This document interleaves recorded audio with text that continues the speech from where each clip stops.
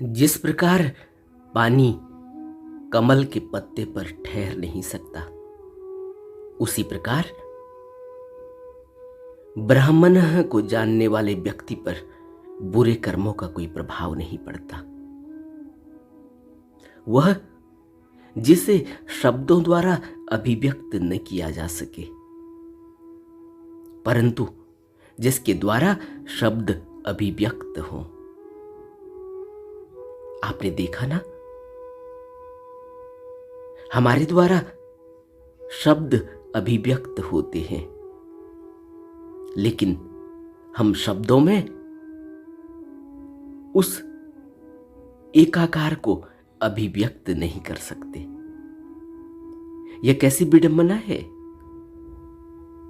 कि शब्दों द्वारा उसे अभिव्यक्त किया नहीं जा सकता, परंतु उसके द्वारा शब्द अभिव्यक्त होते हैं, मुंह से शब्द निकलते हैं, लेकिन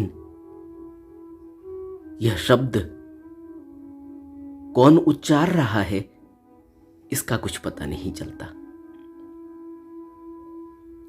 उसे जान लो कि वही वास्तव में ब्राह्मण है, न कि वह जिसकी लोग पूजा करते हैं, वह जिसका मन द्वारा चिंतन न किया जा सके, परंतु वह जिससे मन का चिंतन किया जाता है।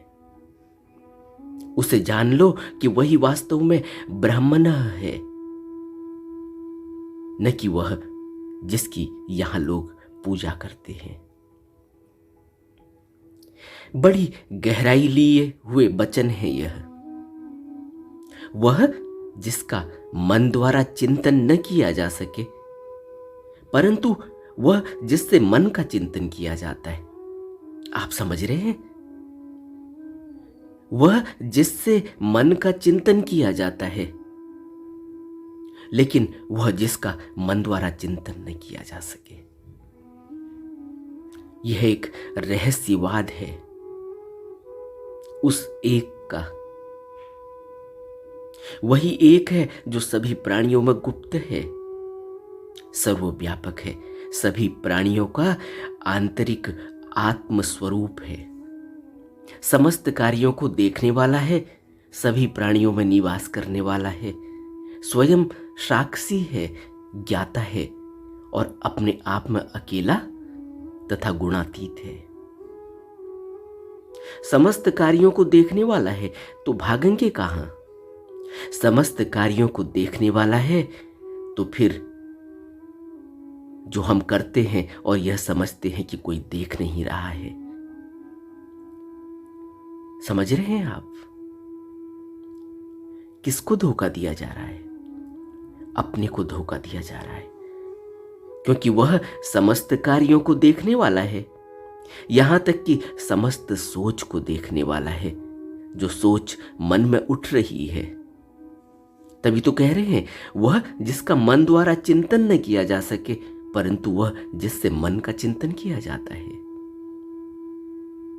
सभी प्राणियों में निवास करने वाला है, स्वयं साक्षी है, ज्ञाता है और अपने आप में अकेला है और गुणातीत है, सब गुणों से ऊपर है, सूक्ष्म से सूक्ष्म, महान से महान। वह आत्म रूप में सबके हृदय रूपी गुफा में निवास करता है। व्यक्ति उसे निश्चल रूप में देखता है और जब उस एक की कृपा से व्यक्ति उसे और उसके प्रभुत्व को, उसके ईश्वरत्व को देखता है, तो वह समस्त दुखों से मुक्त हो जाता है, ऐश्वर्य को देखता है, ईश्वरत्व को देखता है। इतनी भव्यता, इतना प्रकाश, इतना ज्ञान, तो समस्त दुखों से मुक्त हो जाता है। बुद्धों में हमने इस छवि को देखा है, इसीलिए बुद्ध पुरुषों की महानता है। इसीलिए समस्त दुखों से मनुष्य मुक्त हो गया जब वह बुद्धों के समक्ष गया, बुद्धों के आगे गया, उसने नतमस्तक किया है। तब लेकिन कौन जा पाएगा, कौन समझ पाएगा? आप इस विडंबना को, इस जटिलता को समझ रहे हैं? क्या हम बुद्ध पुरुष के पास जा पाएंगे? क्या कह रहे हैं? वह जिसे शब्दों द्वारा अभिव्यक्त ही नहीं किया जा सके, परंतु जिसके द्वारा शब्द अभिव्यक्त होते हो। मेरे द्वारा शब्द अभिव्यक्त हो रहे हैं, लेकिन मैं कहता हूं कि मेरे द्वारा हो रहे हैं, लेकिन मैं कौन हूं?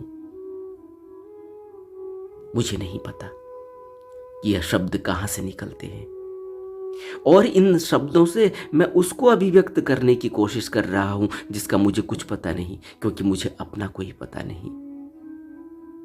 मुझे इन शब्दों का कोई पता नहीं कि यह शब्द किस शून्य से निकल कर आ रहे हैं। लेकिन मेरा अहंकार कितना ज्यादा है, लेकिन मेरा मैं भाव कितना है कि मैं कहता हूं कि मेरे द्वारा शब्द अभिव्यक्त किए जा रहे हैं। मैं कौन हूं? मुझे नहीं पता। और मैं सोच रहा हूं कि मैं बुद्ध के आगे जाऊंगा। मैं सोच रहा हूं कि मैं बुद्ध की खोज कर लूंगा। कौन से बुद्ध की? उस बुद्ध की जो हृदय रूपी गुफा में निवास करता है, जो सबके भीतर है, जो सूक्ष्म से सूक्ष्म है और महान से महान है। लेकिन जब उस एक की कृपा होती है, जब उसकी ग्रेस होती है, तब वह हमारे ही अंदर महसूस होता है और हम दुखों से मुक्त हो जाते हैं।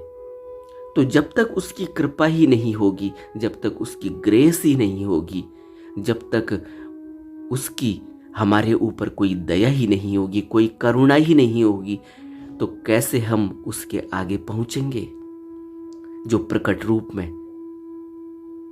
हमारे सामने इस संसार में आता है? कैसे देखेंगे जब मैं यह कह रहा हूं कि मैं देख रहा हूं और मुझे यह पता नहीं कि मैं कौन हूं? मुझे यह पता नहीं कि यह रोशनी आंखों के जरिए कहां से आ रही है। तो फिर मैं क्या देखूंगा और मुझे क्या दिखेगा?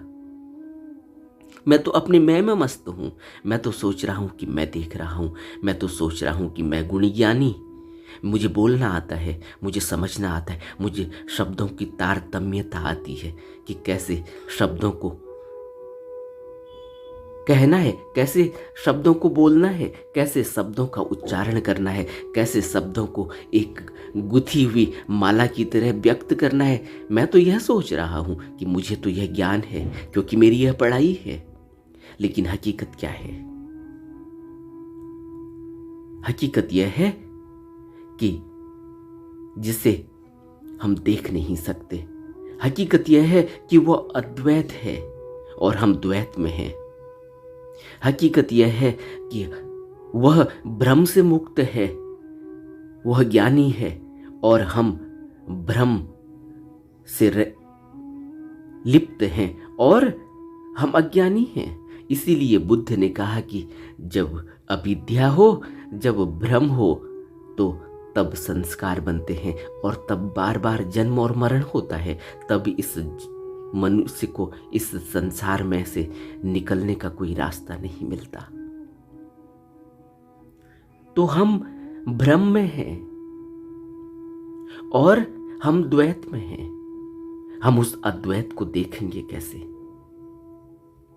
और हम द्वैत में कैसे हैं? हम मन की वजह से द्वैत में हैं और हम इस मन से उसको देखेंगे कैसे? क्योंकि मन तो द्वैत में ले जाता है। मन तो सबसे पहले मैं कहता है, फिर तू कहता है, और जो यह मन मैं और तू कह रहा है, यह उसको देखेगा कैसे जो मैं और तू से ऊपर है?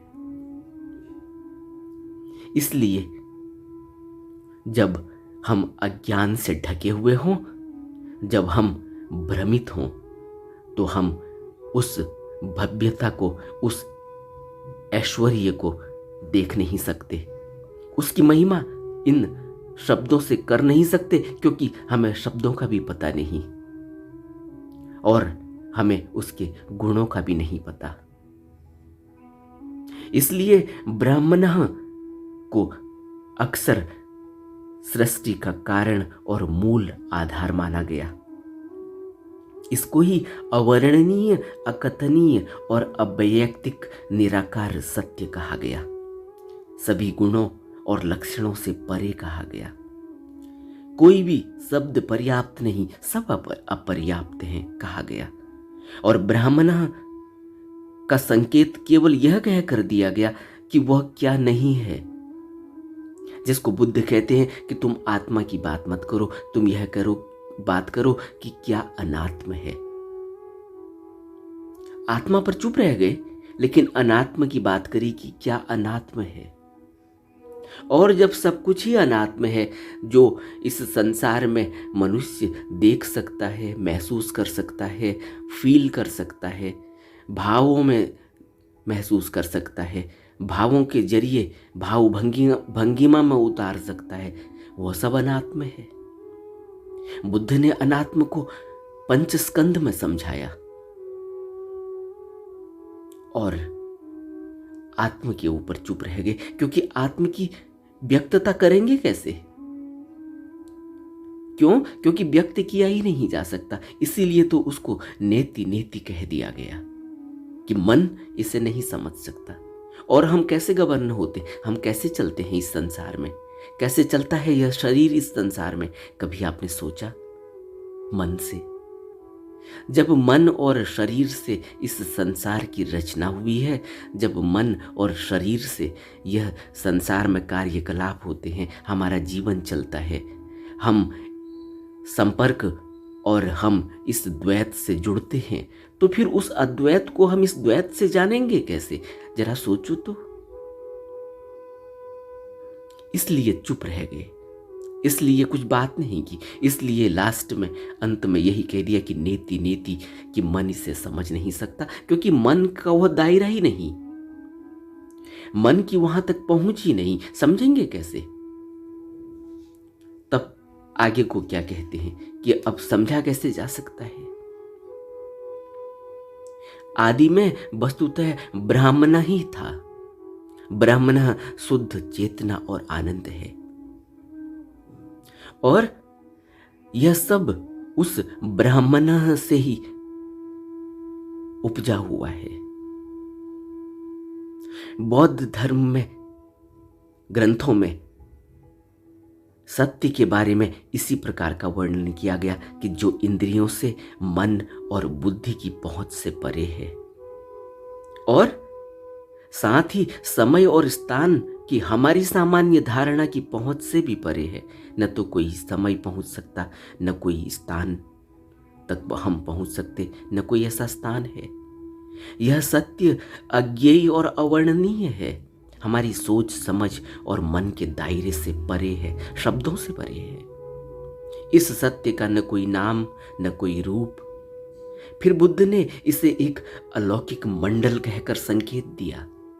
अलौकिक मंडल, एक ऐसा मंडल जहां न पृथ्वी है, न जल है, न अग्नि है, न वायु है, न आकाश, न चेतना, न सूर्य, न चंद्रमा।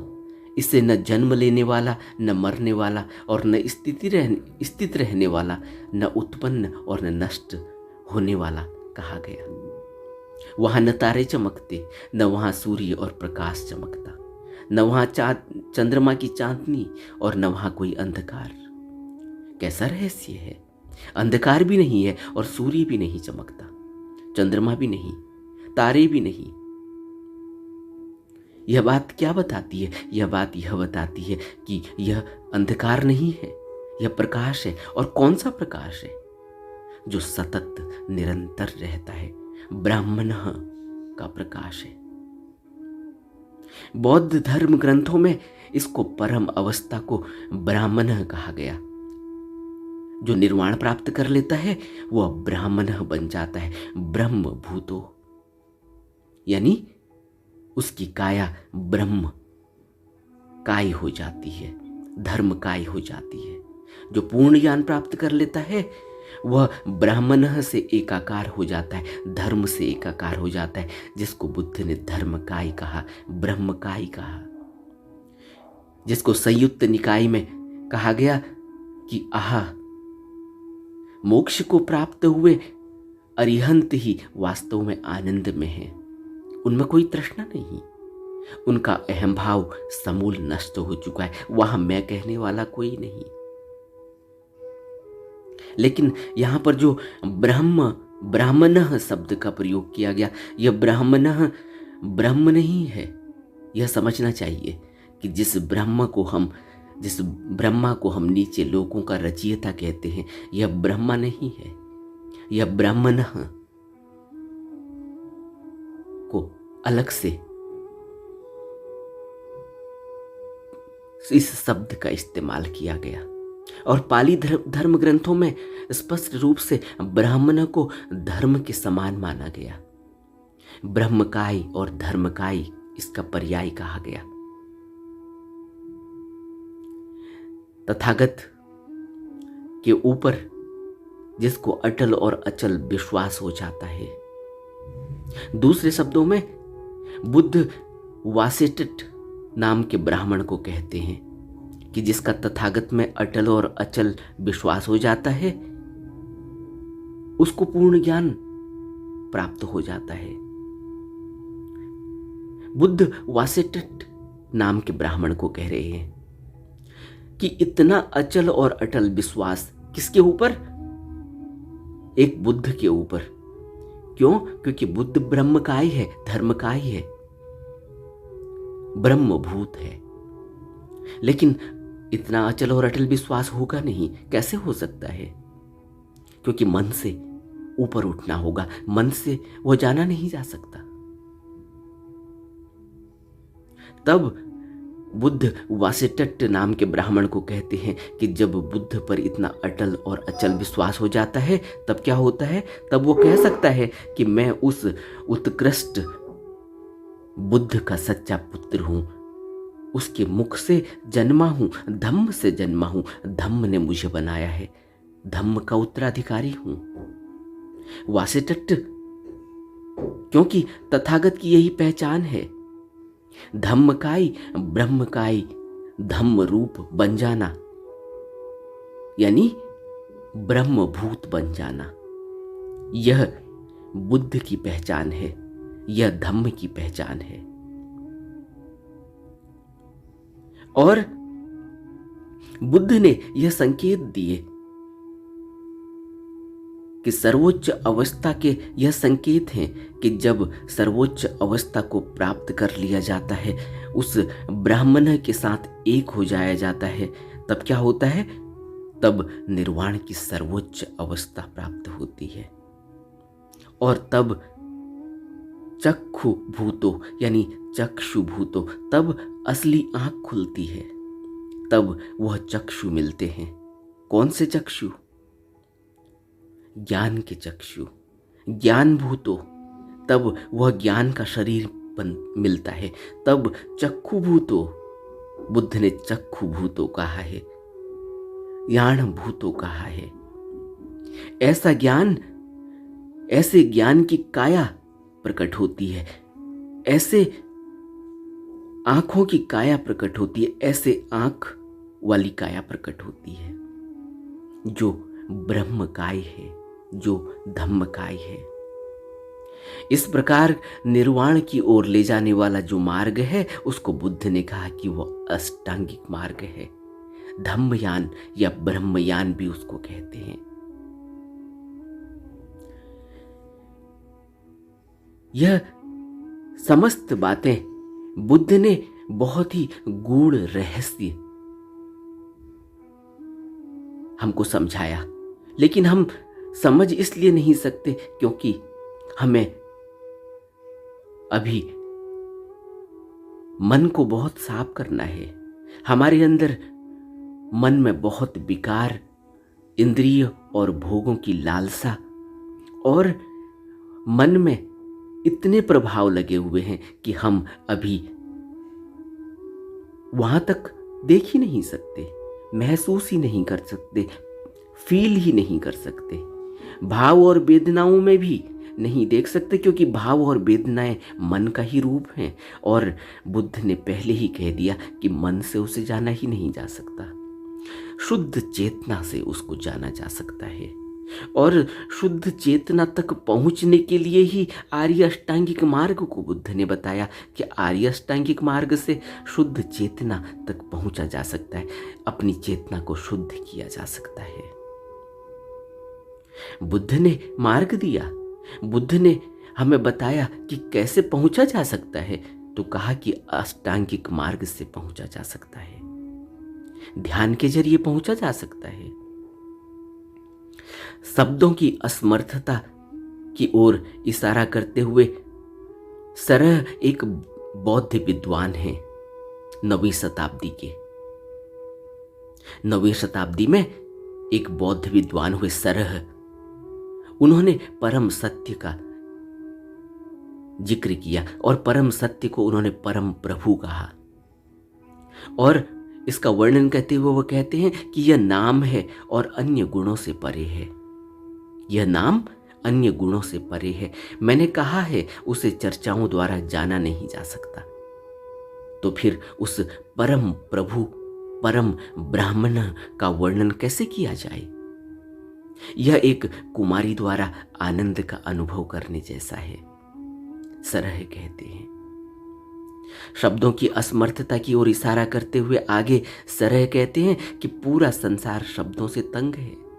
कितने शब्द हैं, कितने नामों द्वारा हम अभिव्यक्त करते हैं उस ईश्वर को, उसकी ऐश्वर्यता को, उसकी भव्यता को, उसके परम प्रकट रूप को, परमता को, लेकिन हम कर नहीं पाते।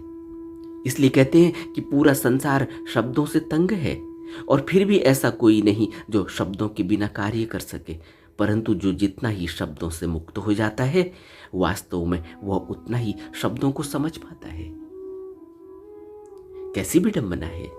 जो शब्दों से मुक्त हो जाता है वह शब्दों को समझ पाता है। और सरह आगे कहते हैं कि शब्दों तथा नामों द्वारा उत्पन्न सभी भ्रमों और विरोधों को समाप्त करने का एक ही तरीका है, और वह है सत्य के आनंद का अनुभव करना। और सत्य के आनंद का अनुभव कैसे होगा? तो बुद्ध ने कहा आर्य अष्टांगिक मार्ग से। आर्यजनों की संगत करनी होगी, आर्यजनों के पास जाना होगा। और आर्यजनों के पास कैसे जाया जा सकता है? क्यों? कैसे जाएंगे? क्योंकि हमें तो पता ही नहीं कि आर्यजन है कौन।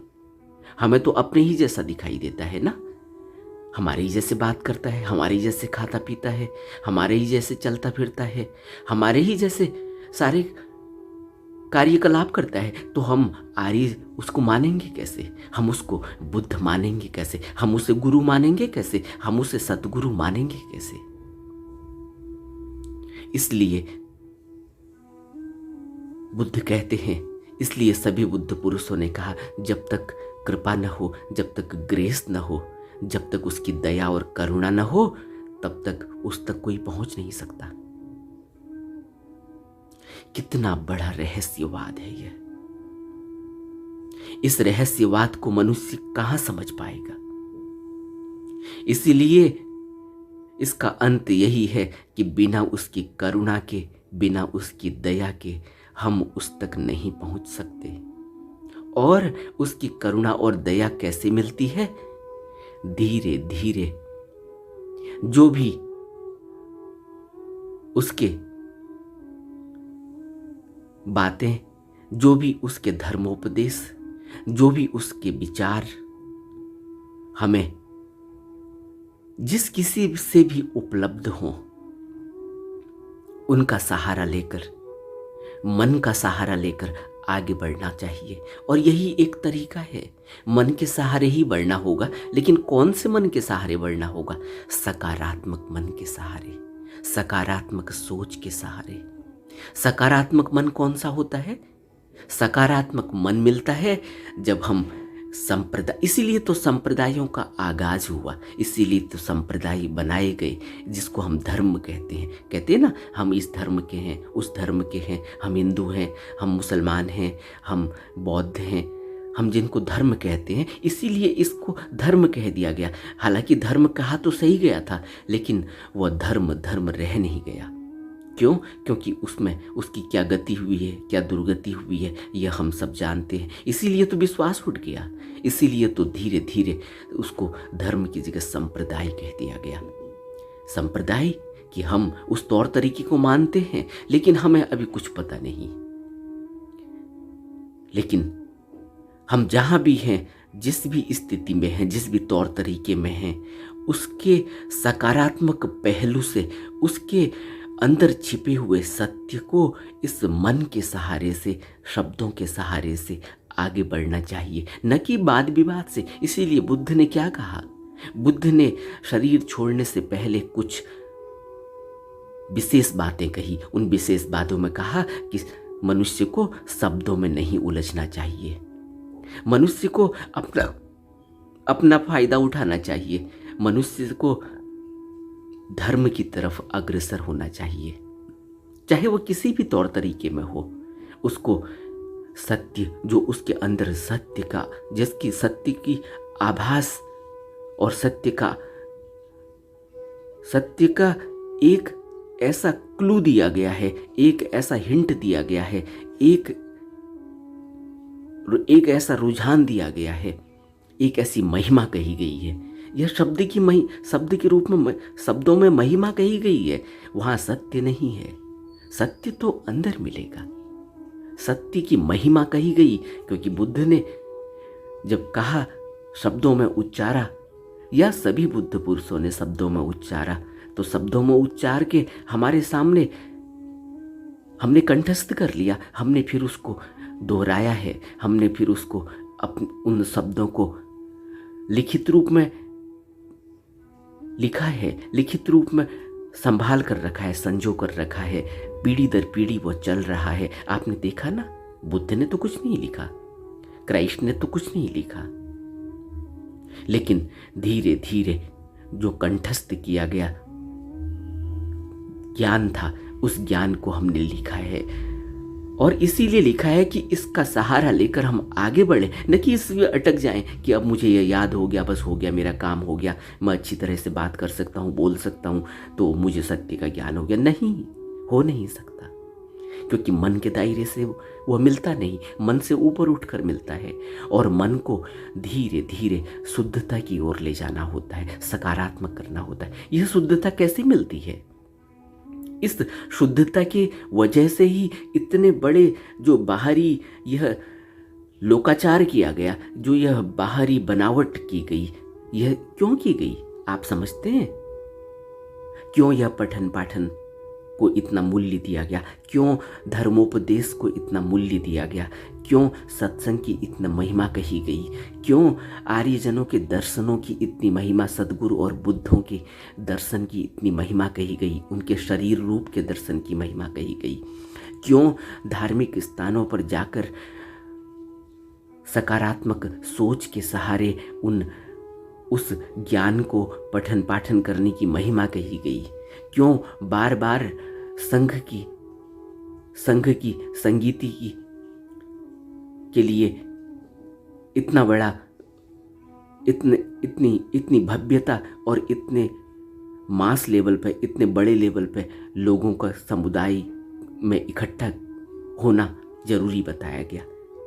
क्यों यह सब पूजा प्रतिष्ठा सब बनाई गई? यह उपोषण, यह व्रत, यह नियम, यह सब क्यों बनाए गए? यह सब बाहरी रूप से इसीलिए बनाए गए ताकि मन शुद्ध हो सके। इसका सिर्फ इतना पर्पज है।